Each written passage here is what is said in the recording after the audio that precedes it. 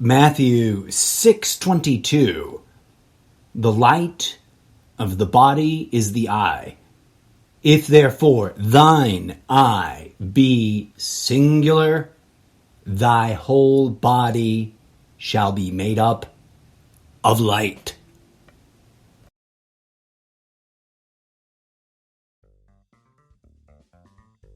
This is the Almost Daily Zencast.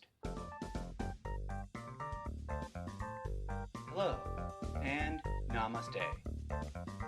Thank you for tuning in to today's episode.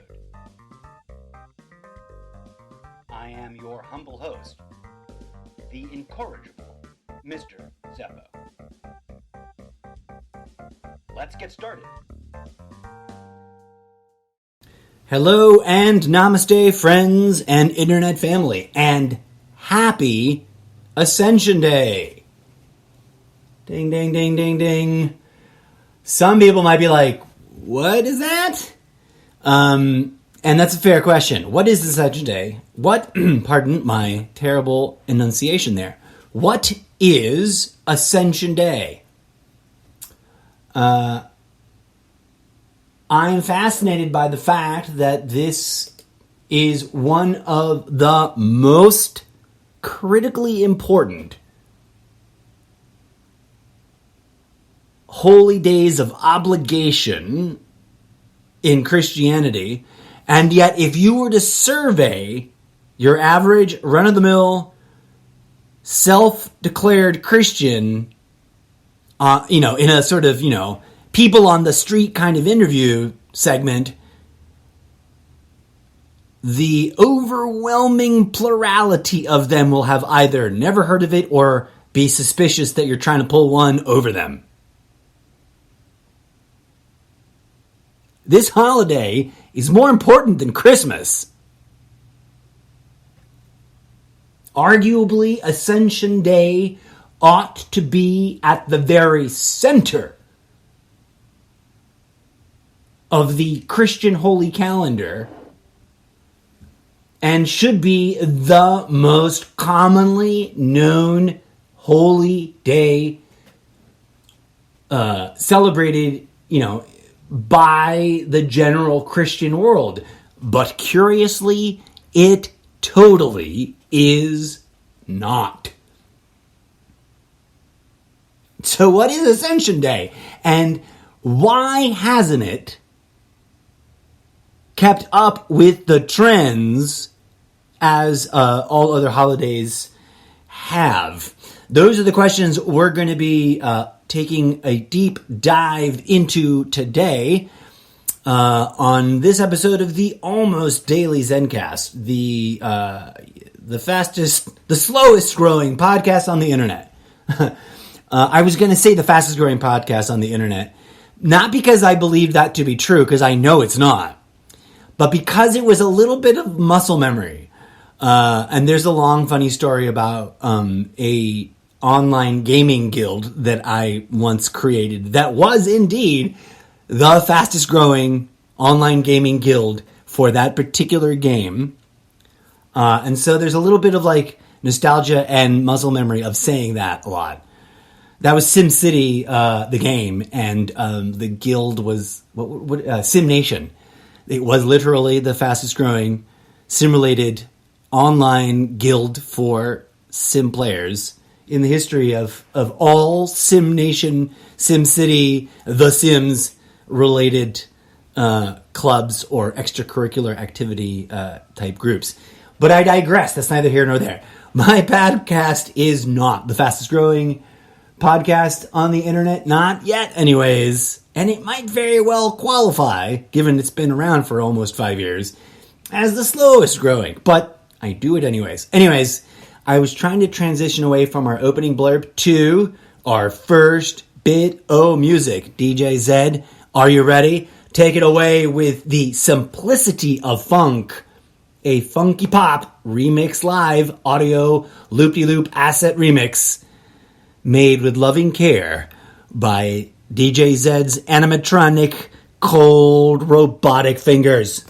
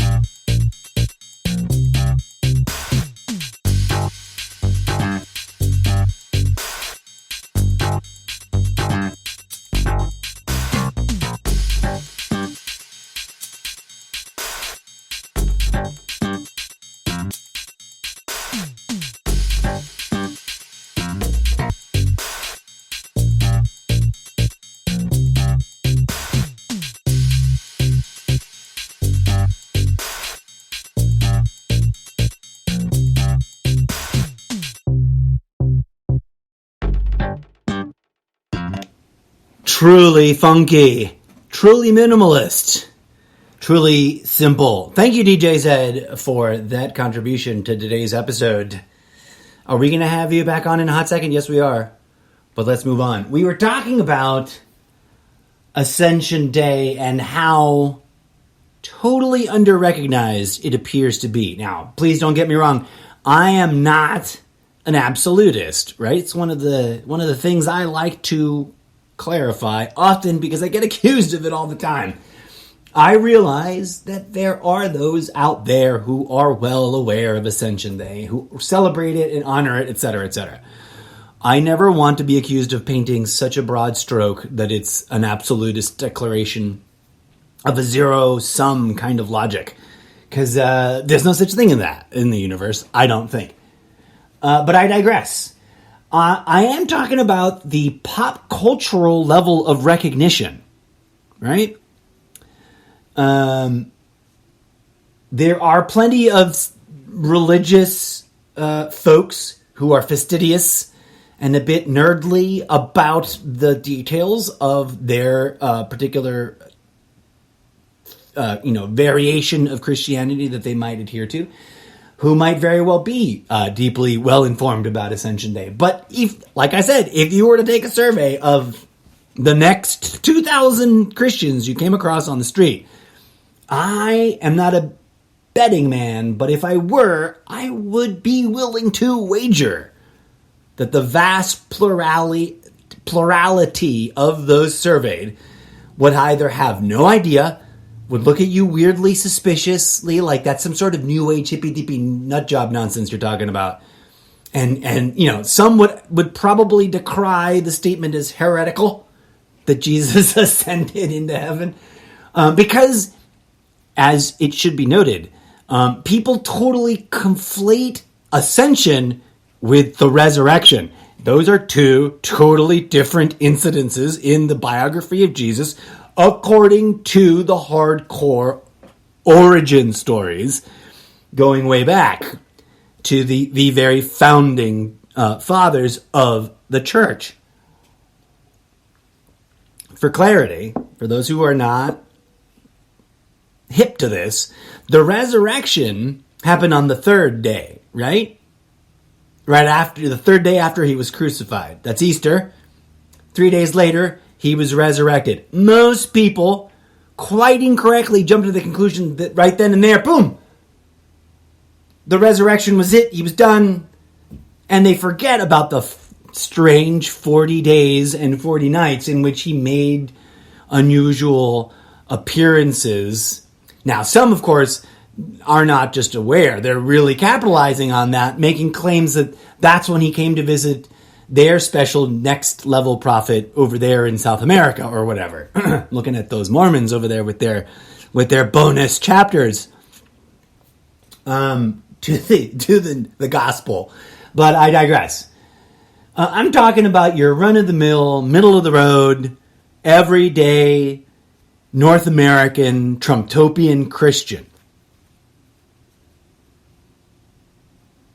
No matter how you slice it, the awareness level and the popularization, the commercialization, the iconographication, if I can conjugate that word in such a weird, awkward way, of Ascension Day pales in comparison to Easter, Christmas, Halloween. And Halloween is technically not even a Christian holiday. Then again, technically neither is Christmas, but that's a whole nother episode. We'll get into the cultural appropriation of pagan holidays by the rising Christian / Catholic Church on another episode. Essentially, you can't, like, the two can't are. Where am I going? Comparing Christmas to Ascension Day, it's clear the vast majority of people are aware of and have at least some working knowledge about Christmas. It's baby Jesus' birthday, right? It's in December, right? Although technically he was not born in December. That's where we get into the whole cultural appropriation of pagan holidays bit. But we're not going to go there today. We're sticking with this. No matter how you slice it, Ascension Day is nowhere near as commonly known and, most interestingly, nowhere near as commercially popularized and commodified. I've never seen Happy Ascension Day greeting cards. I've never seen Ascension Day discount sales at the mall.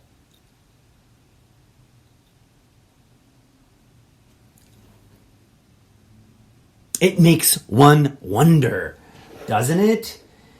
It's quite fascinating. So, what is Ascension Day? According to the Encyclopedia Britannica and Wikipedia, the two sort of independent sources that, unless you're digging deep into conspiracy theory nonsense, you can kind of rely on being relatively grounded in facts. According to both of them, Ascension Day is the Christian article of faith of the ascent of the physical person we know as Jesus Christ up into heaven 40 days after the resurrection.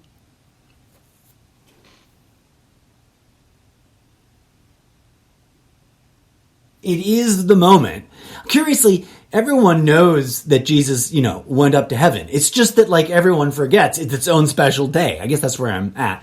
And more importantly, my critique here is my questioning, because I'm not really criticizing anything. I'm throwing a bunch of questions and going, what is that all about? It's really more about the commercialization. Why is Christmas a frenzied free-for-all of gift shopping, but Ascension Day, no similar commercialized ritual? Why is it that Christmas is something that we make a lot of movies about, but Ascension Day, not so much? Why is it that, generally speaking, in terms of where Christian awareness sits, people tend to sort of just neglect this day 40 days after Easter? And Easter is categorically less popular and less commercialized than Christmas, right? It's also explicitly more whitewashed. I mean, both holidays are severely skewed and quite far removed from their origins, and we can have a whole special episode about that. But I mean, just think about Easter, right? What imagery comes to mind when someone says Easter?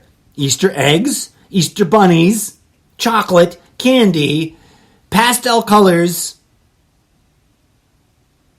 But what's Easter actually about? The state murdering a man through crucifixion, right? And it's not really about that. It's about that man's pacifist choice, because he was a pacifist, despite the fact that many Christians wear that t-shirt where he's just strapped to the teeth with guns and knives and wants to kill everybody and let God decide. That's psyop manipulation, distracting you from the true teachings of Christ, my friend. Easter is about the fact that as a pacifist, Christ said, no, my friends. I mean, he essentially led a standing army, right? At that point. A small, but apparently well-equipped standing army. He said, no, it's fine. Let the state do what it has to do. Let them murder me. And it's ironic because what is the one cliche that comes immediately to mind if you're not a Christian or if you've left the Christian clique or, one of the Christian varieties? What's, the quickest thing in mind is that Jesus died for our sins, right? that old trope, which as children is used to manipulate us into eating our veggies and trying to behave better. But in reality, as adults, we hardly ever actually investigate intellectually to try to understand beyond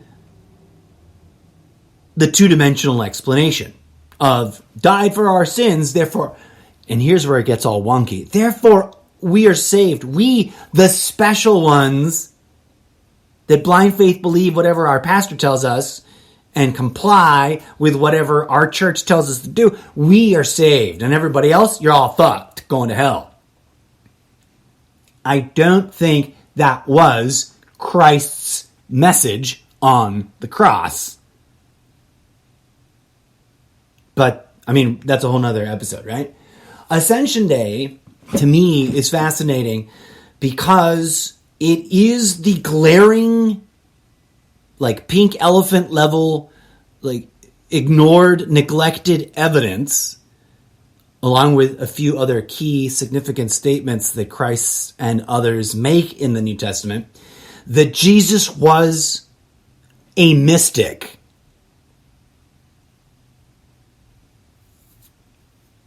That Jesus was speaking about transcendental, transformative healing. And we come back to the quote that I opened the show with, right? What does it mean that Christ ascended? What does it mean that he talks about the pineal gland being open and the body being transformed into conscious light? It certainly means something other than all the religiously motivated bias, judgment, and hate that is stereotypically spewed by misled Christians, especially here in the United States. Now, I'm not painting with an absolutist brush.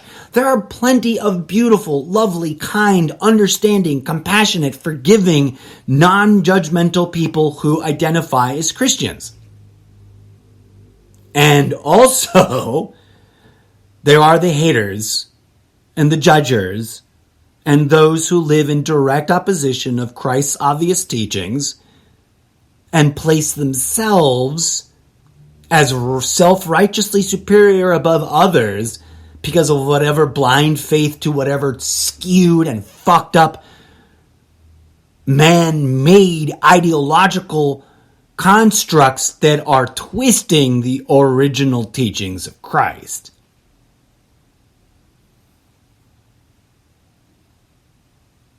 Ask your average run-of-the-mill Christian who hates non-Christians about the Ascension,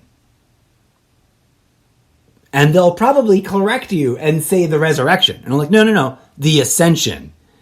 He resurrected and was still made flesh until the Ascension. Although, no, arguably, after the resurrection, he was in a sort of hybrid state. Let's get really technical, right? Here is what it is. Here is where I would like to share with you an unorthodox and very, very unpopular interpretation of the gospel. Jesus was a mystic who practiced things like yoga, meditation, fasting, entheogenic, spiritual rituals, etc., and did a bunch of things that postmodern, contemporary American Trumpopian Christians would probably balk at and just immediately try to discredit his heresy, despite the fact that the evidence for it is all over the place, right there, in the very documents they claim to understand. And that, all of that chaos is not by accident, my dear friends. It is no accident that the birthday of baby Jesus has turned into a Coca-Cola commercial with polar bears and a fat, jolly, red-suited man wearing all velvet for some reason. Why does he wear a big, fat, red velvet suit? Who knows? Oh, because he's a stolen icon from pagan religions that were being butchered by the Christian church and forced to convert. But that's a whole nother episode. The importance of the Ascension episode must be explored. Or else, why is it been marginalized? Why has it been allowed to be an afterthought that very quickly is growing into a sort of unrecognized aspect of Christianity, a completely neglected holy day, which if you buy into the idea of important holy days of obligation, what does that phrase even mean? According to the Catholic Church and many Christian churches, holy days of obligation are days in which you, the faithful, if you are one, I'm not claiming to be one, by the way. I'm categorically non-religious at this point in my life. But I have a fascination with religion and the gems of truth that can still be found in their obscure traditions, neglected texts, underneath all the corruption and stuff that's been added there that's obvious ego trap, right? And that's where the critical faculty of discernment must be applied. Blind faith is useless to the divine. Divinity, that which we call God, the Christ consciousness that we see exemplified in, through the person that achieved that enlightenment that we casually refer to as Jesus, that has nothing to do with blind faith adherence to man-made ideological dogma. And all of that man-made ideological dogma, quite curiously, is all about demanding that you give it your blind faith adherence. It's about compliance, folks. Not Jesus, but the dogma, right? Dogmatic ideology is about compliance. Just like how people accuse the government being all about compliance. Just like how it is my observation that conspiracy theory, despite the fact that it is dressed up like a wolf in sheep's clothing as some sort of revolutionary action of liberation, it's ultimately actually about compliance. Agree with this conspiracy theory content and judge all those who refuse to comply with that blind faith agreement. That's what I encounter whenever I try to have a reasonable discussion about conspiracy theory content and why I can't give it my blind faith. Whenever I attempt to have a reasonable discussion with, quote, self-proclaimed religious people about why I cannot give their version or interpretation of that religion my blind faith, they respond predictably and,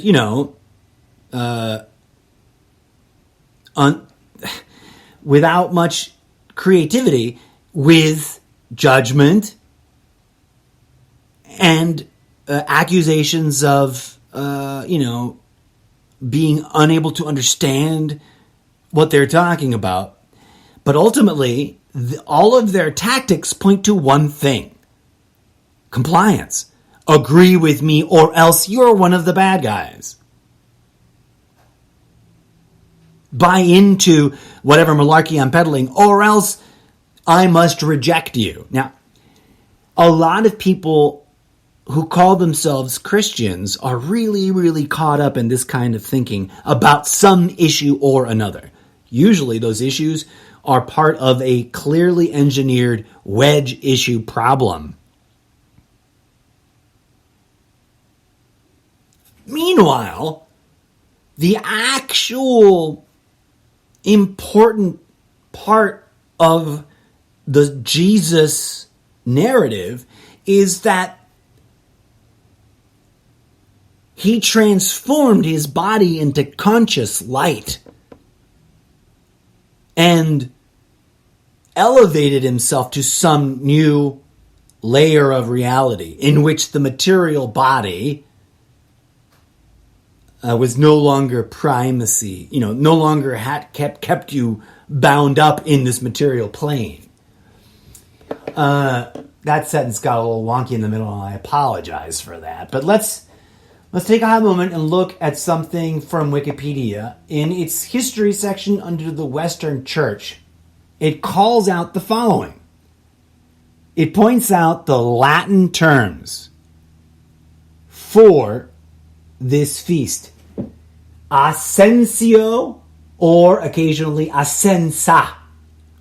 These Latin terms signify officially, according to the Latin dogma of ye olde ancient times in the Christian church, before we stripped the church of its use of Latin and started opening up the gospel and its other and the other religious documents into a more laissez-faire, interpretive kind of situation. Not that it should be a top-down, tyranny of text either, but that's a whole nother sort of chapter of discourse here.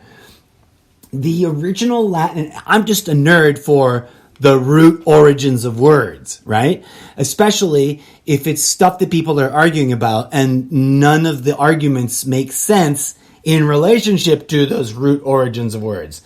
My favorite example is the word matrix, but put a pin in that because I've already talked about it in some previous episode. And as I love to say, I'll probably come full circle talk about it in a future episode. The original Latin terms used for this feast of the Ascension of Christ, Ascensio or Ascensa, officially and very technically in Latin signify that Christ was raised up into whatever heaven represents by his own powers.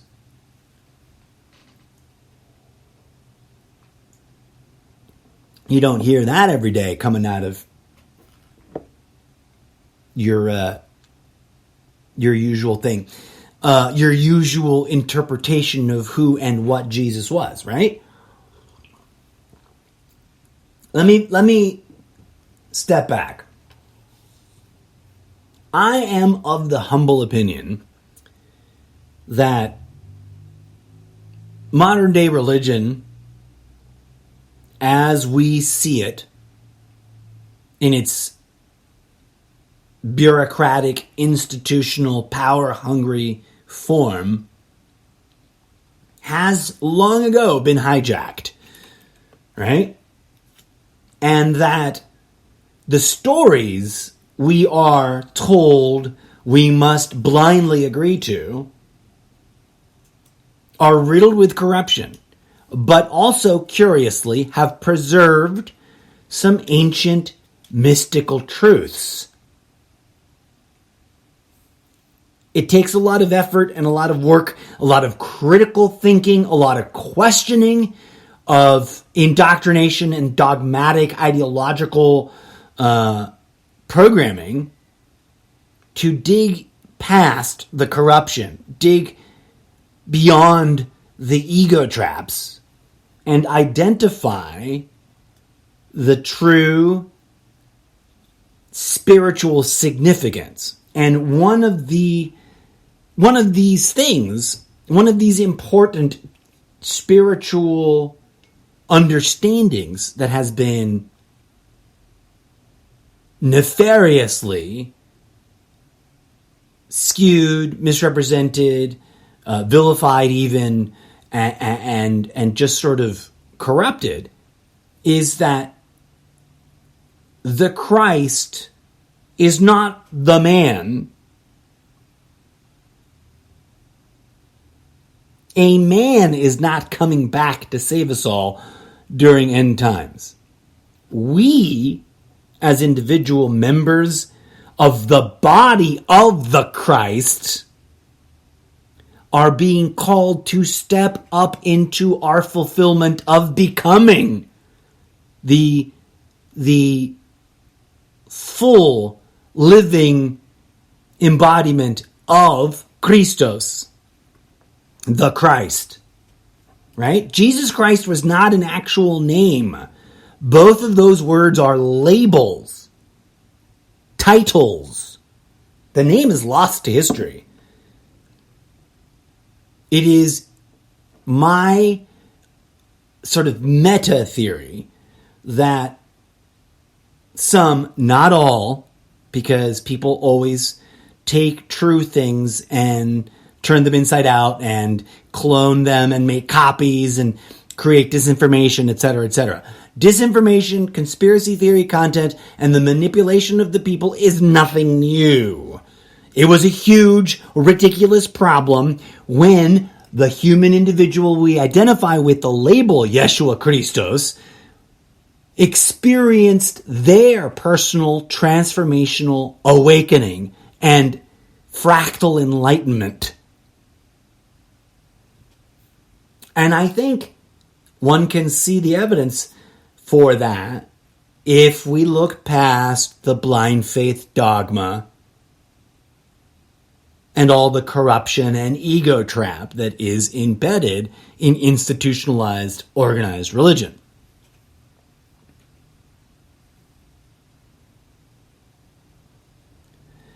This ascension is an example of the true potential of the human species, right? If there is a variety of Christian philosophy that starts to lean in the right direction as far as I'm concerned, it's the Gnostics. Do they pronounce the G? Do they not pronounce the G?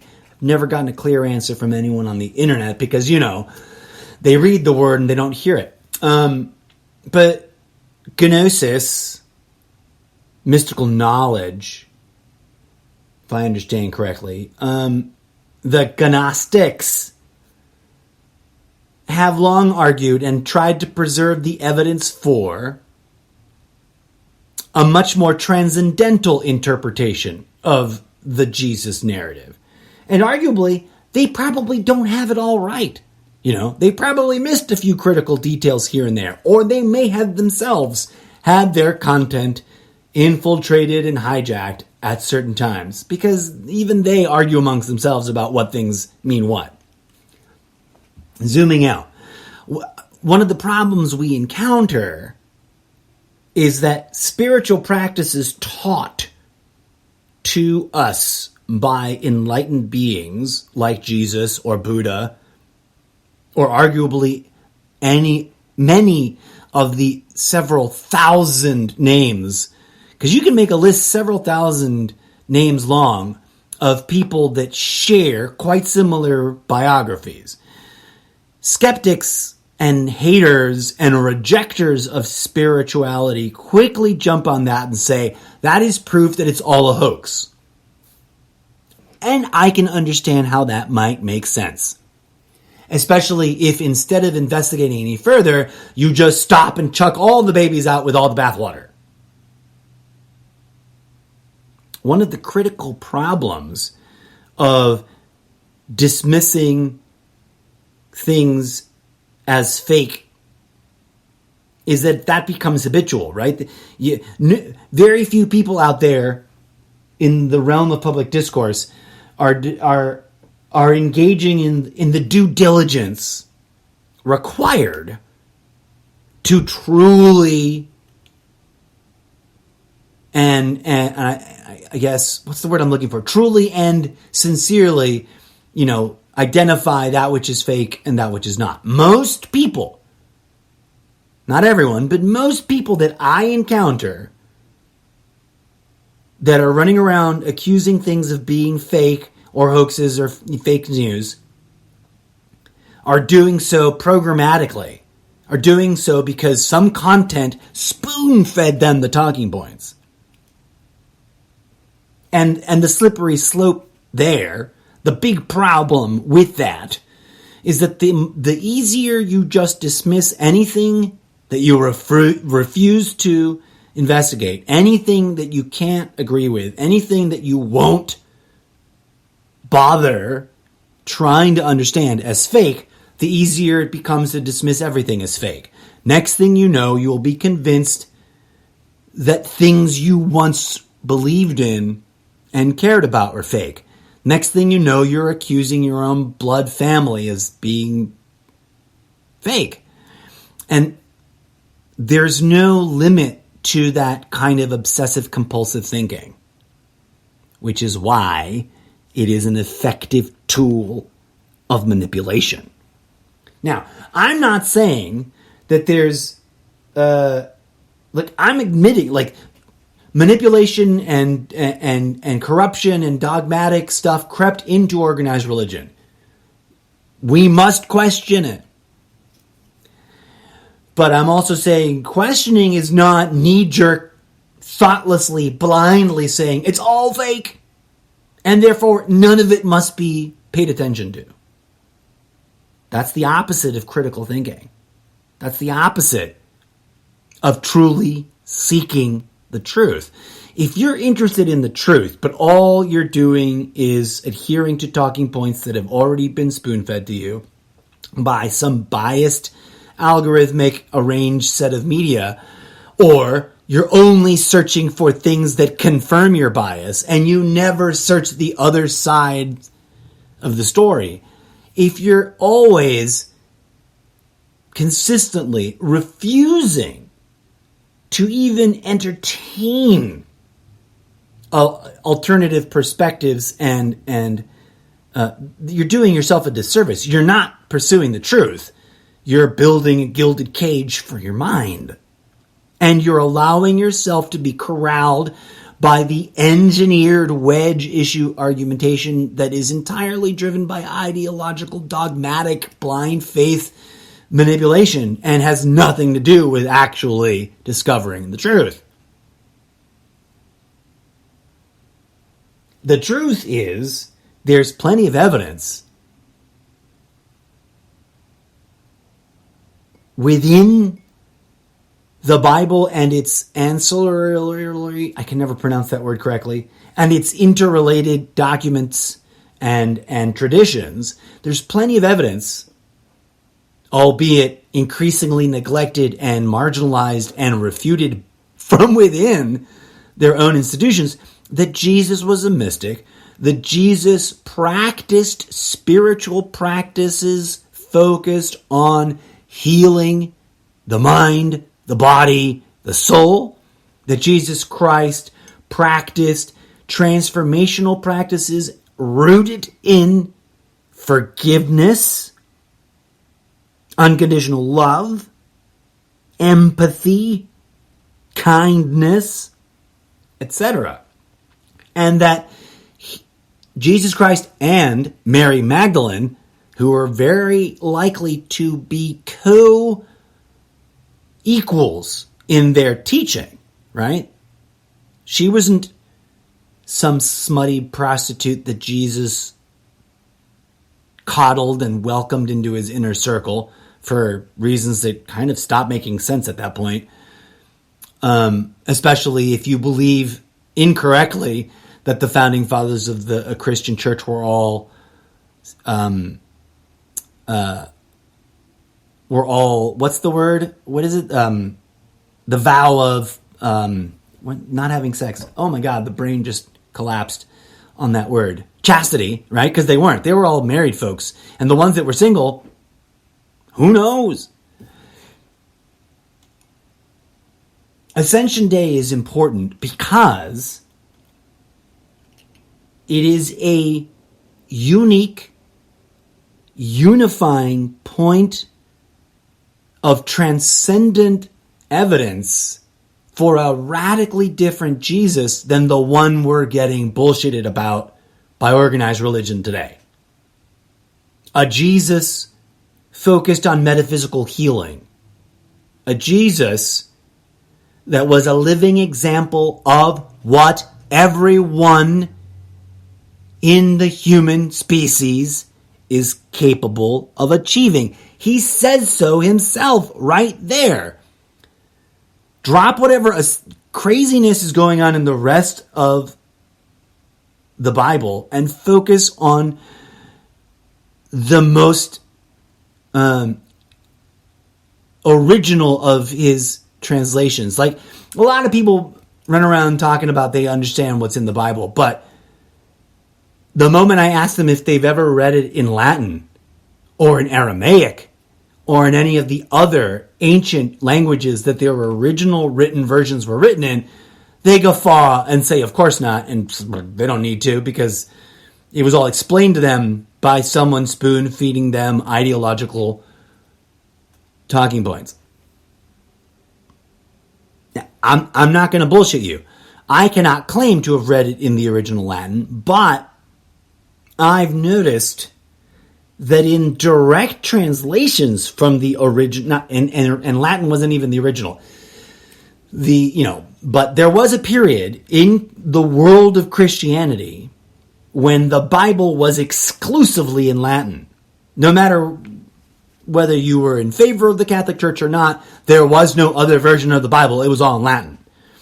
Well, I guess technically that might not be true, because there was always the Aramaic. And my point is, there was a point in history where the Bible was not in common English. And, there was a point in which it hadn't been butchered to death by 4 different councils of the Catholic Church. There was a point in which we can still look to the text and get really direct English translations of the oldest versions possible, right? And it's in those versions of the text that the evidence becomes clear. Not only of, spiritual, mystical, quote, new agey type practices like, meditating and doing yoga, fasting, and other sort of natural, herbal, entheogenic spiritual techniques, which today most people would dismiss as heretical, despite the fact that that's right there in their original documents. The only reason people today think those kinds of interpretations of the Bible are heretical is because they're relying on watered down and very manipulated editions of the text, and the ideological, dogmatic, interpretive preachings of their pastors, right? And yet, we can still find the evidence. Jesus says the kingdom of heaven is here and now. Jesus says anything I can do, you can do also. And what's the craziest thing Jesus does? He literally declares himself a being of light, vis-a-vis the opening of his third eye, and transmutes his body into consciousness, which arguably physics will confirm nowadays in a postmodern sense, must be conscious, right? Like, consciousness must be light and light must be conscious. Why? Because at the very smallest, this is quite an interesting little segue here, but at the smallest level of the quantum mechanical cosmology of the universe, and this is not crazy, this is not something I'm pulling out of nowhere. Albert Einstein would have agreed with this. Planck, I forget what his first name was, something Austrian or something Germanish, Germanic. Planck agreed and said as much. At the smallest scales of physics, the evidence indicates consciousness manifesting all of the physical stuff that we see as inert objects, right? As inert material, matter. Back to the origin of words. Lots of talk among spiritualists, some of which are, there is such a thing as like spiritual mystic Christians, which I applaud, but that group isn't free of manipulative, distractionary content, just like no group is free of that, because it's a massive global onslaught, right? I was not raised free of that kind of crazy attack. It just took me a long time each of us has to come to terms with the fact that we were raised surrounded by indoctrination. And plenty of people come to that realization and then turn around and fall right into some ego traps of new indoctrination, of self-aggrandizement and judging others for being sheeple. If you think you've freed yourself of indoctrination, but you're busy pissing on other people for being sheeple, guess what? You're still indoctrinated and you're still spewing things that other people programmed you to spew, in my humble opinion. I say that without judgment. I say that with concern and love and empathy.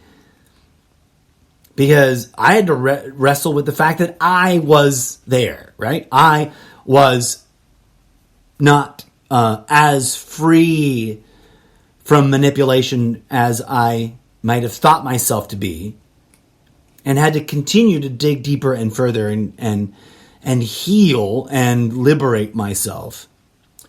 That indeed is the calling, if there is a calling. The origin of words, matrix, right? Lots of talk amongst spiritual people about escaping the matrix. Why does that make sense? Because the movie, The Matrix, and because even before that movie, there was this growing description of reality as some kind of jail, some kind of prison system. But if we look at the deepest, oldest origin of the word matrix, it means divine, mother, womb. Once you sort of incorporate and come to terms with that definition, it no longer makes sense to fight against and escape from the matrix, does it?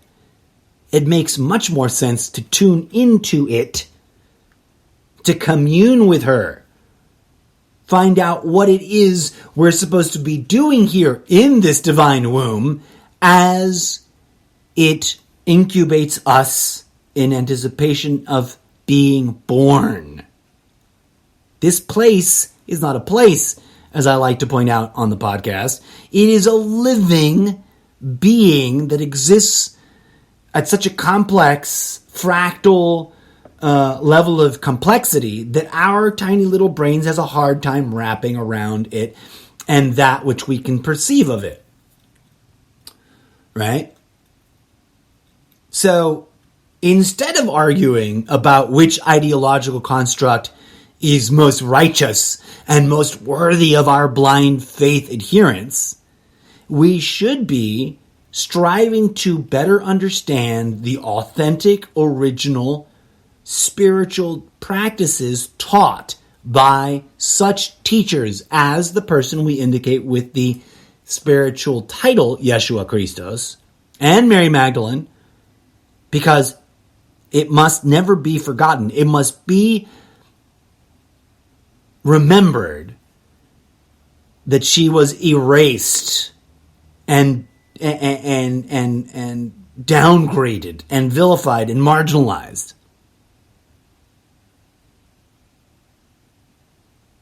As were many other female figures of divinity throughout all the different cultures, because this isn't my critique of organized religion is not an exclusive critique of Christianity.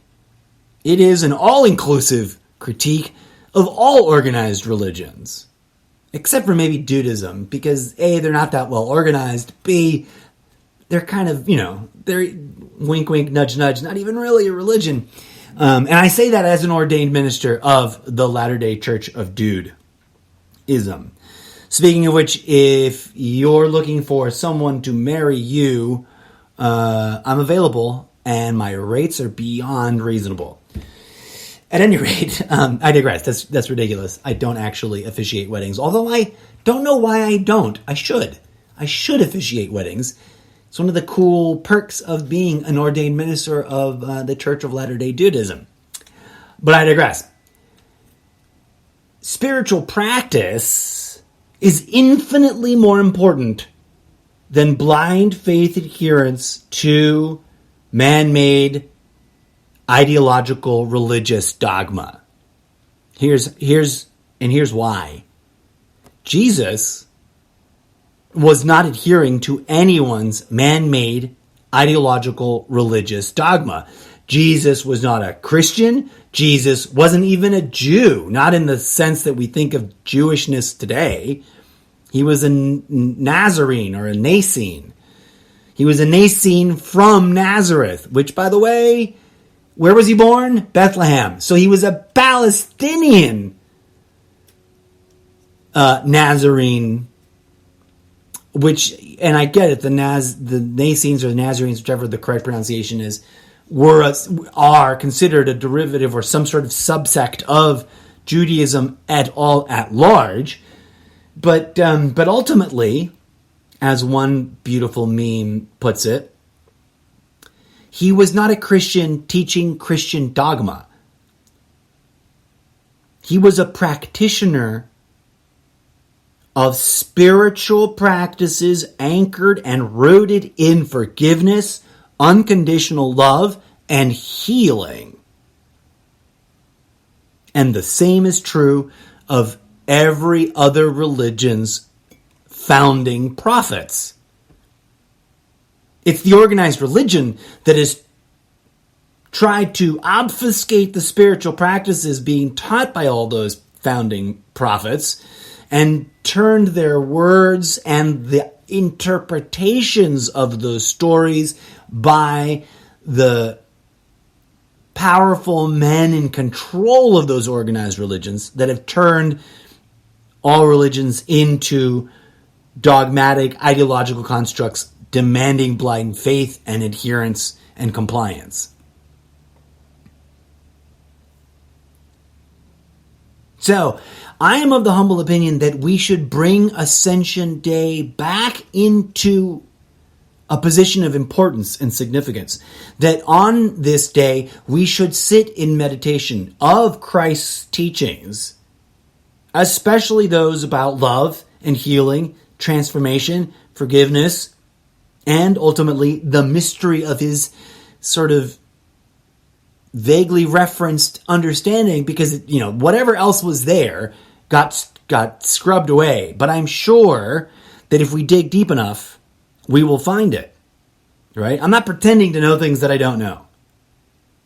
But after my own lifetime worth of questioning and seeking, I have come to certain conclusions. And that's that Jesus was indeed a transcendental, spiritual, entheogenic mystic that achieved third eye-opening, transformational healing that transmuted his physical, mundane body into conscious light. And that is what is represented by the iconography of his ascension.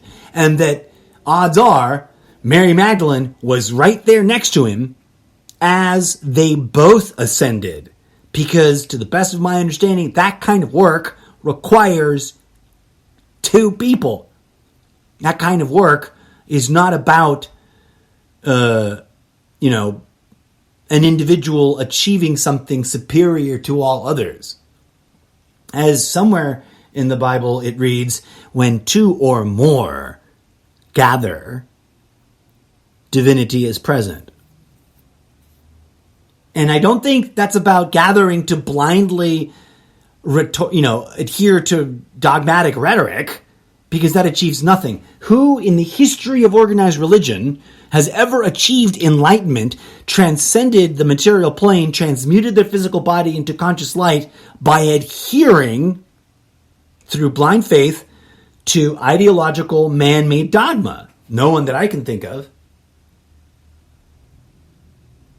And what is it that every guru and, spiritual teacher worth their salt actually says about this subject? That it's all about practice. That the guru appears when the student is ready to learn the next practice they need to work on, and disappears when the student is fully engaged in that practice. As always, friends, I'm not here to insult judge or ridicule anyone. I'm here to ask really hard questions that some may find triggering because they're clinging to dogmatic, ideological, man-made constructs. And as always, friends, I hope you see the direction I'm pointing to. I'm not telling you to believe me. I don't want your blind faith. I want your camaraderie. I want you to be an audience for my show. Absolutely. I want you to engage and build community around the art that I'm sharing with you. Absolutely. But blind faith, fuck no.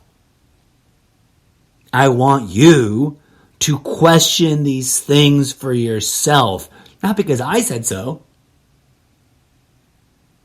but because you yourself, deep down, have always known that dogma is kooky and genuine practice is profound. Rhetoric about politics has never solved any of the problems created by politics. Loving, compassionate civic action has. And that's what Jesus was about. He healed the poor and sickly for free without charging them ever. He fed the hungry without profiteering on them. And if he were to show up today, he'd look around at all this political shenanigans, especially the political stupidities being committed in his name. Because let us not forget, the people who support Trump do the crazy bullshit things that they do, often in Christ's name. Because not all Trump believers or Trump fans are Christians, necessarily. Which is weird. I really find it interesting that there's a lot, there's non-religious people who are still bound up with that. But the vast plurality of them self-identify as Christians, right?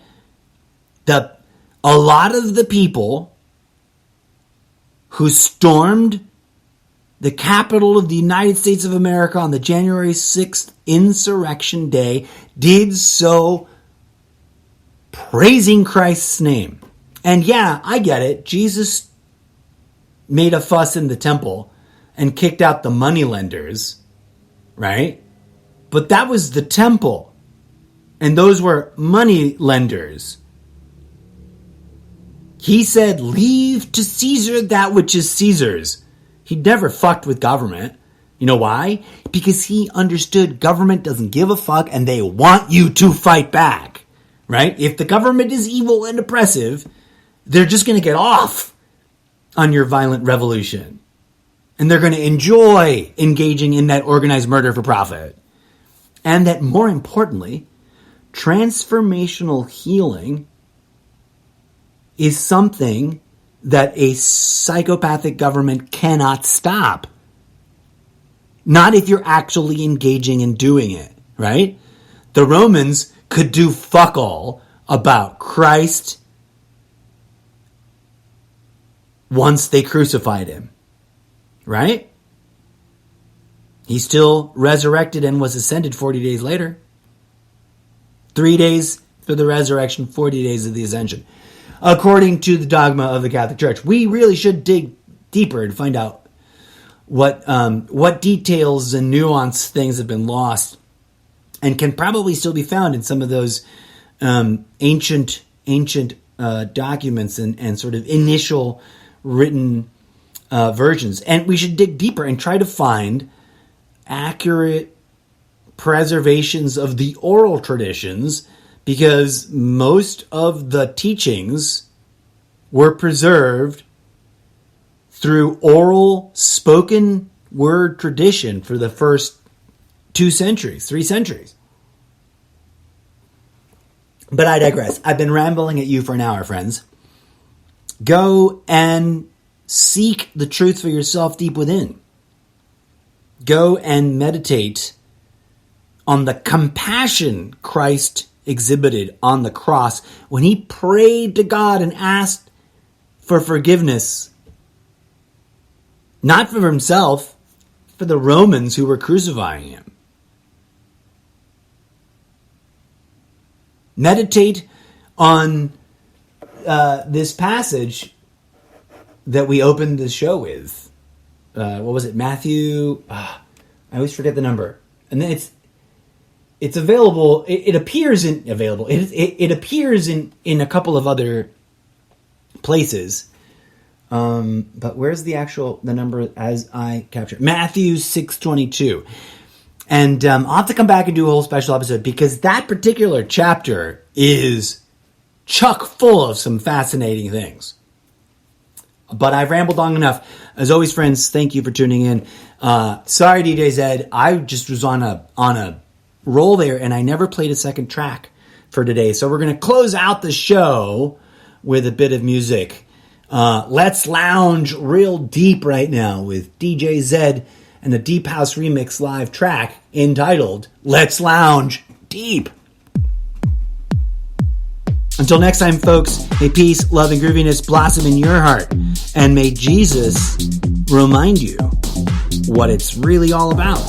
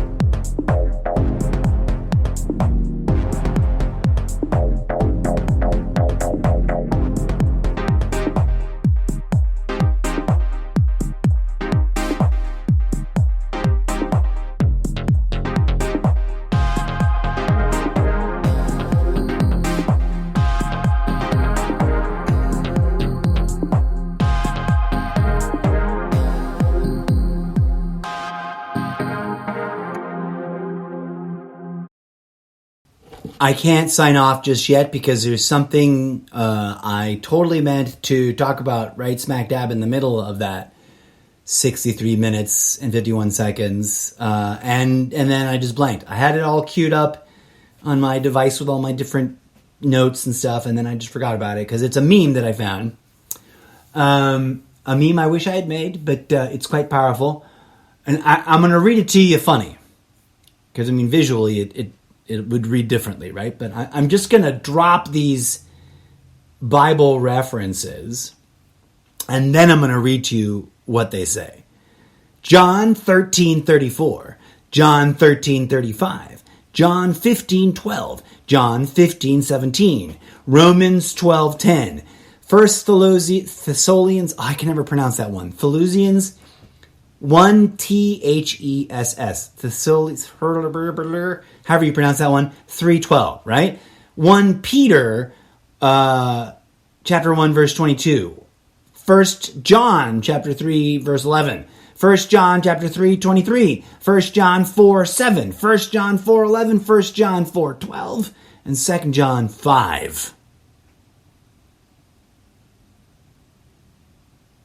The most powerful, singular thing that's riddled all over the New Testament. And that, curiously, postmodern Christians, a certain segment of postmodern Christianity has a really tough time with when it comes to anybody other than their selected us tribe. Love one another. Love one another. Love one another. Love one another. Love one another. Love one another. Love one another. Love one another. Love one another. Love one another. Love one another. Love one another. Could it be that that is the center and the core of Christ's real teaching? Sure makes you wonder why so many Christians are so full of hate at anybody and everybody that doesn't want to be a Christian. And it doesn't say love other Christians. It doesn't say love other Jewish people. It says love one another. Period. Full stop.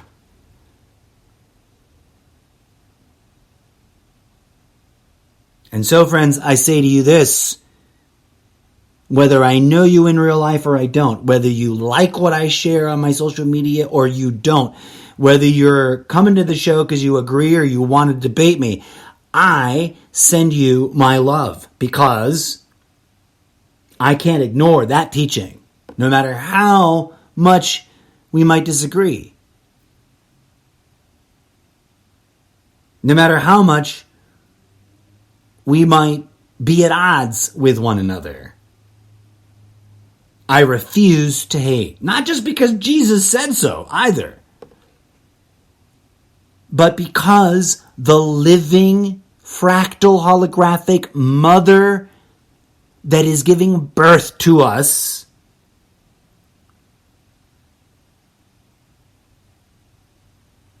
insists that the only way out is in, and the solution to all the madness is love.